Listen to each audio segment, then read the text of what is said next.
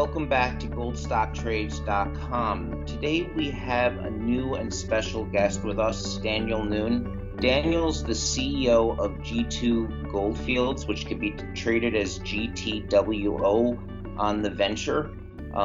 It's a very well-known company. The people behind it, these were the same team that helped build this and successfully sold the Gold Eagle mining, I think for $1 billion plus to Gold Corp.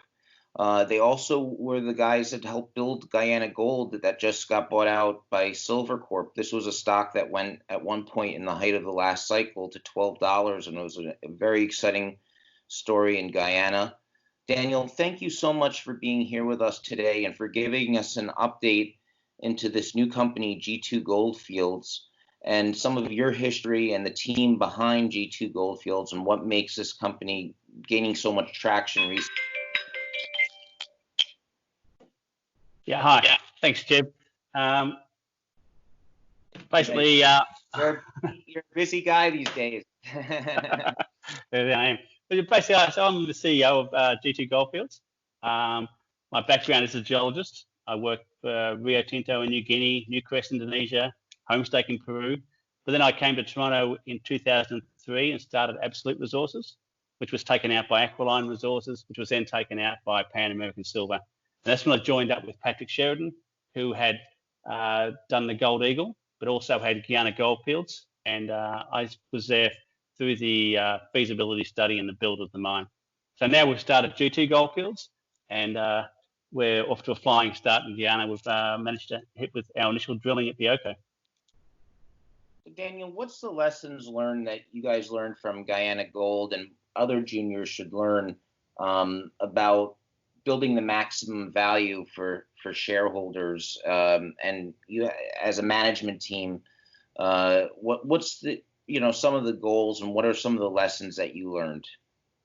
I think we've learned that as a group of people who are good at exploration and discovery, that's what we should focus on. So you make the discovery, you drill it out to a stage where you can sell it to a major.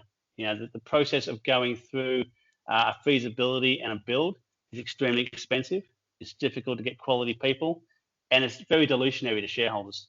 So our goal is to maximize the value of the shares, not the value of the company, meaning that we'll take it as far as we can on the low expense exploration drill out phase. But when it comes to raising, hundreds of millions to do a build out, we're not going there, basically, because that is something which major companies have better skill sets to do, and that's where they can extract their value. So our goal is to sell out at the resource stage.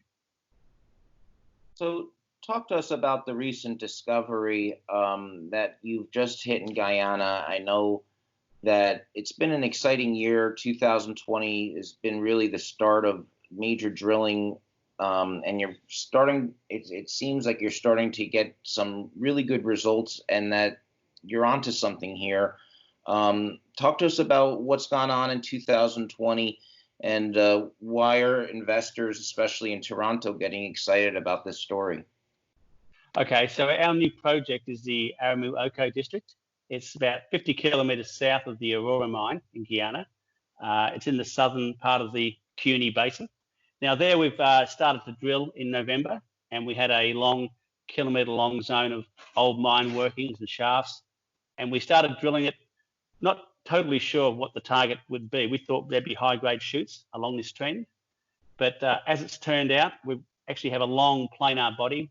To date, drilled continuously over 780 metres, but we have mineralisation over 1 kilometre on our initial Oko blocks.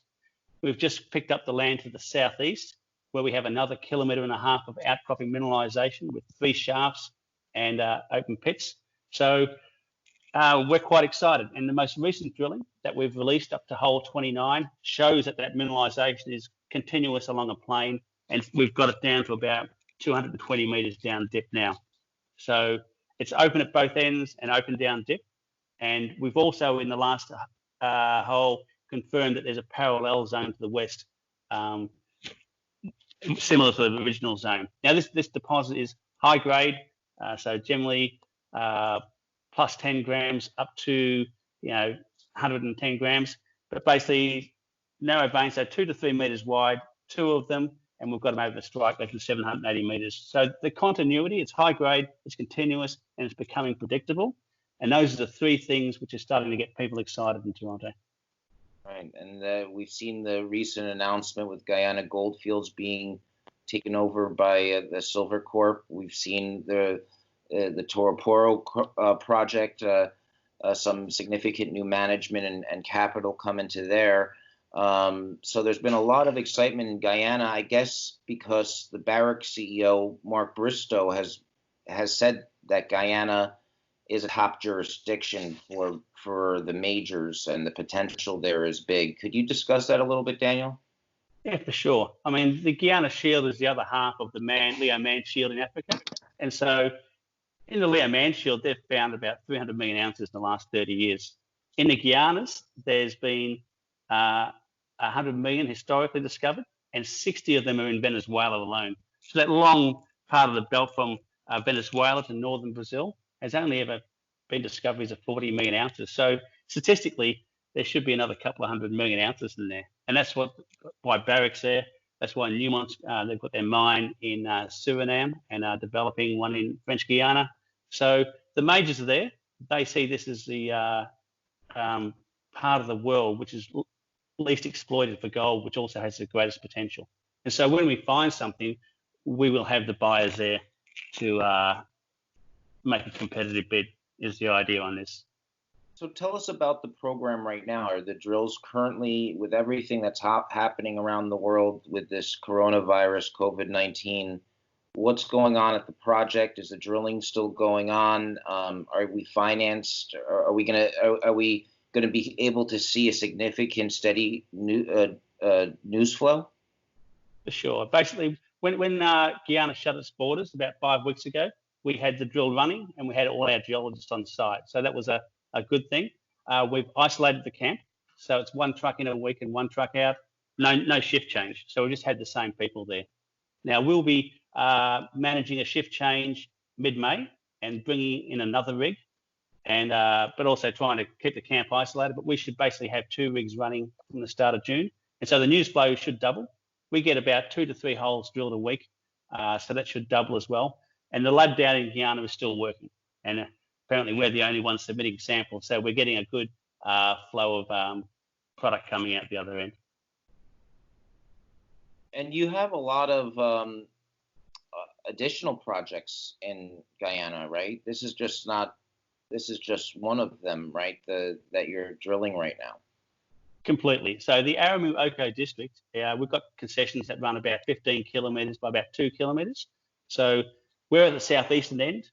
Over at the western end of the trend is the old Aramu mine. Over 4 kilometres, there was 20 auriferous veins. So we plan to drill those in the third quarter.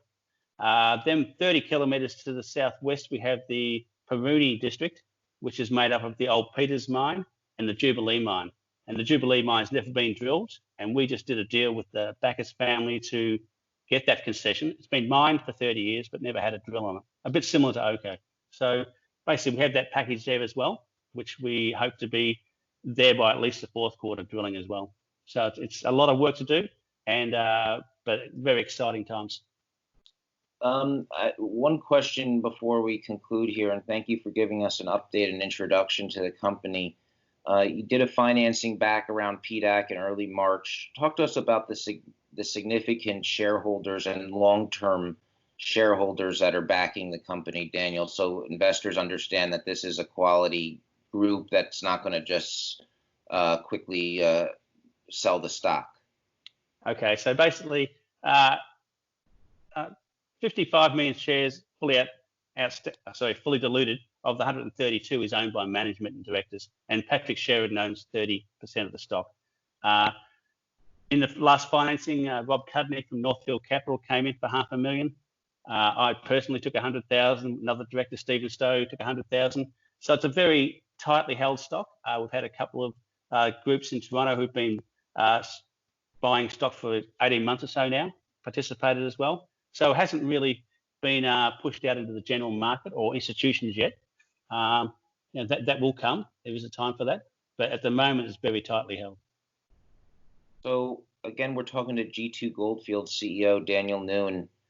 You can get more information at G2Goldfields.com, G the number 2, Goldfields.com. To get more information on this project. This team has had a track record of building major projects and selling them. So this is something that investors should be on their radar.